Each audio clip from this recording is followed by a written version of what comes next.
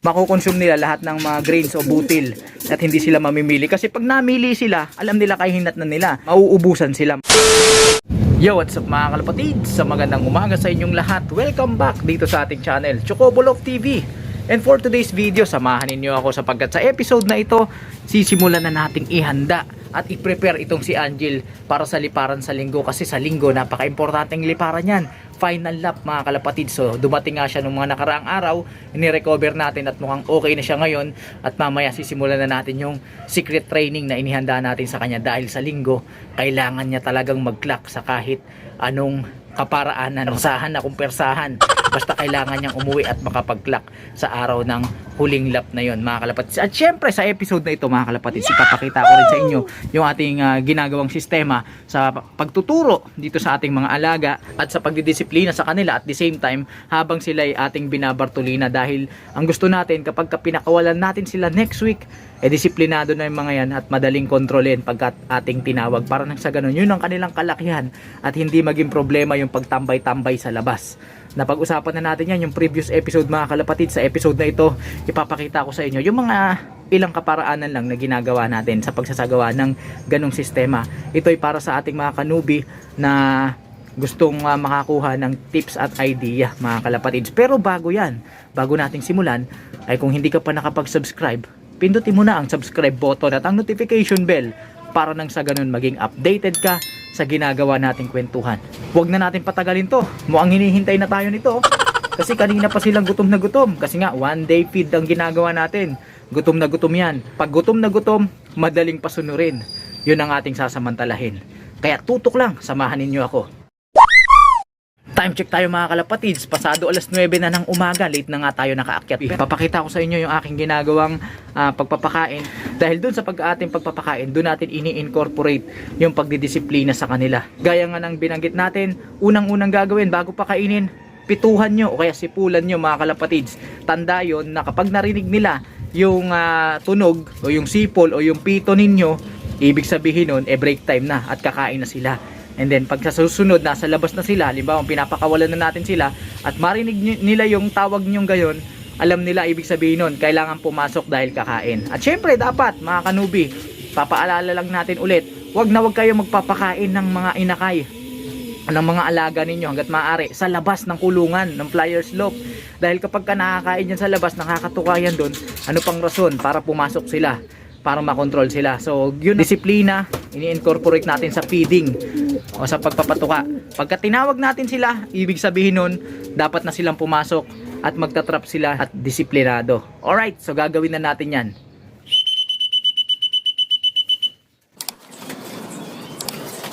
Alright mga kalapatid, so narinig na nila yung pito. Tignan nyo sila, nakaabang na. Kasi na kondisyon ko na yung isip na yung mga nakaraan. So itutuloy-tuloy lang natin kasi kailangan sa pagtuturo, consistency mga kalapatid. So ayan o, nag-aabang na sila. Inaantabayanan na nila yung pagkain. Ayan. Saya nila mga kalapatid. At ito, importante mga kalapatids na kanubi. Sa pagpapatuka, huwag tayo mag-overfeed. Kasi pagka in-overfeed natin yan, ano pang rason para mapasunod natin yan, busog na sila. Kumbaga ginagamit natin yung kanilang survivability instinct, which is yung kailangan nilang kumain para mabuhay, doon sa ginagawa natin pagtuturo. Kumbaga ini-incorporate natin para mabilis nilang matutunan. 5 silang nag-aagawan dyan. So ang portion nila, 2 ganito at kalahati. Bali tagkakalahati sila, pero babawasan natin yan mga kalapatids para nandun yung kasabikan nila sa patuka. Hindi sila masyadong mabubusog, pero hindi rin naman sila masyadong magugutom. So ito muna lalagay natin mga kalapatids, kalahati lang. Pag nilagay natin to, mag-aagawan yung mga yan kasi siyempre gutom yan. Hindi sila mamimili ng tendency nun, makukonsume nila lahat ng mga grains o butil at hindi sila mamimili. Kasi pag namili sila, alam nila kahinat na nila, mauubusan sila mga kalapatids. Ayun, ready na. So bibigay na natin to. Yan. Tingnan nyo mga kalapatids na kanubi kung gaano sila kaharagan, nag-aagawan sa patuka. Ayan. Samantala, exempted to si Angel sa ginagawa nating pagtuturo dito dahil kailangan hindi maantala. Ayun mga kalapatids, pisana, nakita nyo? Ayun, pisana yung isa mga kalapatids. So ayun, yan, pisana. So tuwa ka na dyan. para sa ganun maibalik niya yung nawalang lakas niya. Ayan mga kalapatids, ubos na. Ilang saglit pa lang. So magdadagdag tayo. Hindi nga natin binibigay ng isang bigayan lang para hindi sila makampante, para mag-aagawan sila. Yan. So, ganyan lang. Ang purpose niyan mga kalapatids na kanubi, kapag pinakawalan na natin sila next week, lalo na itong tatlong young birds na to, kapag tinawag natin sila at pumito tayo, ganyan yan, magmamadali ang pumasok dahil alam nila kapag nagbagal-bagal sila, mauubusan sila ng patuka. At kapag hindi sila pumasok, kinabukasan na sila kakain. Sino bang gustong magutom, di ba? Kaya yun ang gagawin nila. Ayan, uubusin nila yung kanilang patuka ng walang pilian. Yun ang ginagawa natin pagka nagtuturo tayo ng disiplina at habang binabartulina natin yung mga yan. So naubos na nila, saka ulit tayo magdadagdag mga kalapatid. So isa't kalahati na yan. Yan, ganyan. O, yan yun, parang silang mga haragan. At update ko kayo mga kalapatid, etong pares ni Angel na kulay itim na to, ayan.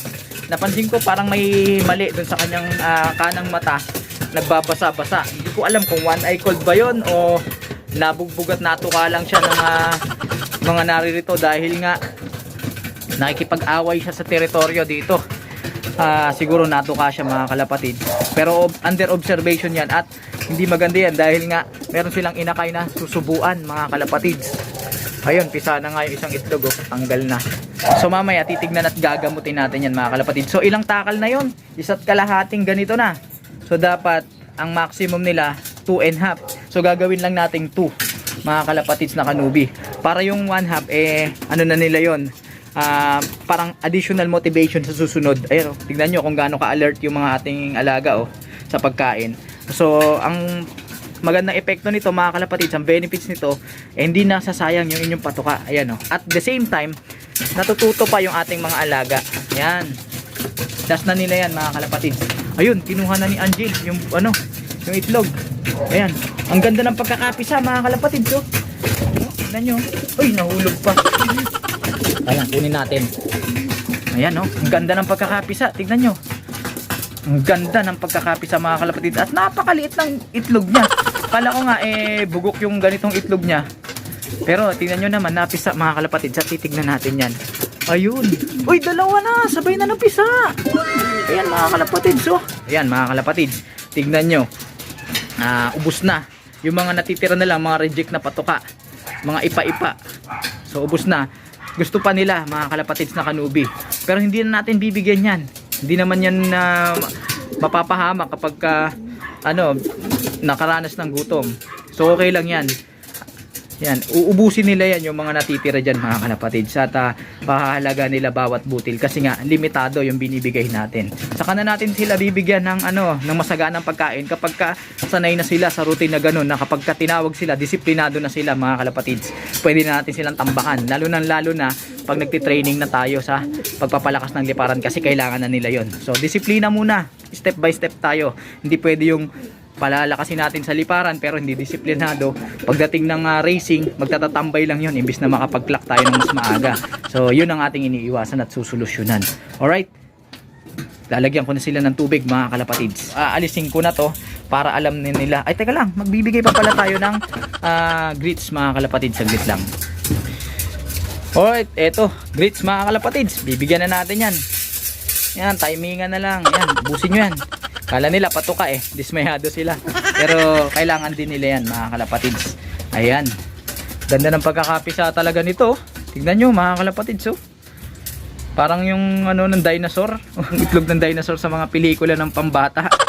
Diba? Ganda. Pagka ganyan yung pagkakapisa, healthy yan mga kalapatids. Ibig sabihin, malakas yung ibon, yung inakay na lumabas. Meanwhile, nagluluha yung mata. Kitang kita, nakapikit. So hindi maganda yan. Wala naman dyan sipon mga kalapatids, pero lumulunok-lunok. Di natin alam, di naman kasi natin nakikita yung loob ng kanyang respiratory tract kung may mga mucus doon.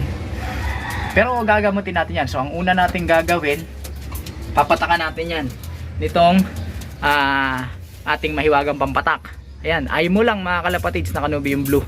Ayan, papatakan natin yan. Ang purpose natin ay para ma-decongest yung kanyang mata, ma-relieve yung pain, di ganong ma-irritate. At kung merong mga bara-bara sa tear duct niya, matatanggal yun mga kalapatids, madidecongest, lalambot. And then obserbahan natin kapag hindi pa rin umayos yung kanyang tsura, kirat pa rin yung mata niya, ibig sabihin to may tama to sa loob ng kanyang respiratory o may respiratory infection. Doon na natin to gagamutin. Kaya lang problema yan dahil nga nagsusubo siya, at ito si Angel, balak ko siya ang pasusuluhin ko dito dahil nga may laban to at ayaw nating mag-parenting siya dito sa ating mga maliliit na inakay.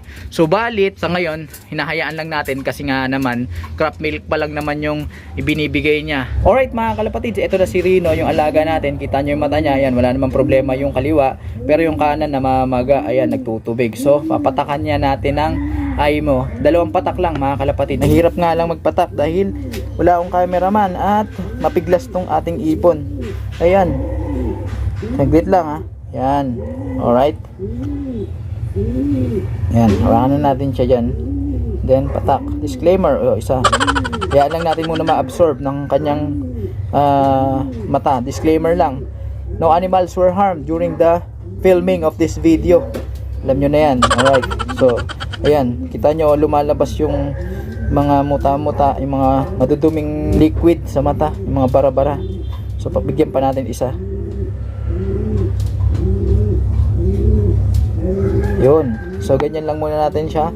Stay put muna natin siya dyan. Hintayin natin na pumasok yung pinatak nating fluid sa bawat sulok ng kanyang eyeball para ma-penetrate yung mga bara-bara sa kanyang tear duct kung meron man. Alright, sana walang tama sa respiratory. Hoy Rino, ikaw muna bahala dun sa sa mga anak nyo ha. Dahil si Angel kailangan mag-practice nun. Itong pinakamalaking liparan sa buhay niya so far, yung final lap ng summer race. Ayan, yan, tatanggal mga kalapatids yung mga dumi-dumi sa kanyang mata. So pagpag lang natin yan, yan, okay na. So papakawalan na natin to. Ayan mga kalapatids, kawalan na si Rino. Medyo hindi nga siya nagkakakain dahil nga hindi maganda yung kanyang pakiramdam. Ang suspecha ko mga kalapatids, nakipag-away kasi to dito sa 2 barako. Territorial kasi to dahil nga nagpaparis yung dalawa, pinaparisan yung anak nila. Tapos ito naman gustong pumorma dun sa isa pang hen dahil 2 yung hen dito natin possible. Samantala ito, ayan, minsan ito nagpa-perch siya dyan sa gitna. So gusto nilang makuha to. Nakikipag-agawan minsan kasi nakapwesto siya dyan. So kahapon siguro nagbugbugan sila, hindi natin napansin, pero sana hanggang doon lang, hindi respiratory problem. So mamaya yung secret training namin mga kalapatids, hindi ko na ipapakita, papakita ko na lang yun siguro sa linggo pagkatapos ng liparan itong si Angel. At para hindi na rin masyadong ma-stress itong si Angel mga kalapatids, siguro dito na natin tatapusin ang video. Pero bago yan, maraming salamat sa inyong panonood dito sa ating Baratang Tambayan, at patuloy lang tayong tumutok dahil sa mga susunod ay patuloy ko kayong i-update dito sa kalagayan ng ating mga alaga sa ating kulungan. Kung hindi ka pa nakapag-subscribe, mag-subscribe ka na. I-hit mo na ang notification bell para nang sa ganun maging updated ka sa ginagawa nating kwentuhan. Huwag kalimutang mag-like, comment, share kung yung nagustuhan ng video ito. At pakisuportahan ang ating Facebook page para sa tuloy-tuloy na kwentuhan, nakapupulutan ng mga kaalaman. Paano mga kalapatids? Hanggang sa susunod nating pagkikita. Paalam! Angel, pagbitaw mo dyan mamaya, sa akin ka na ha. Training na tayo. Alright?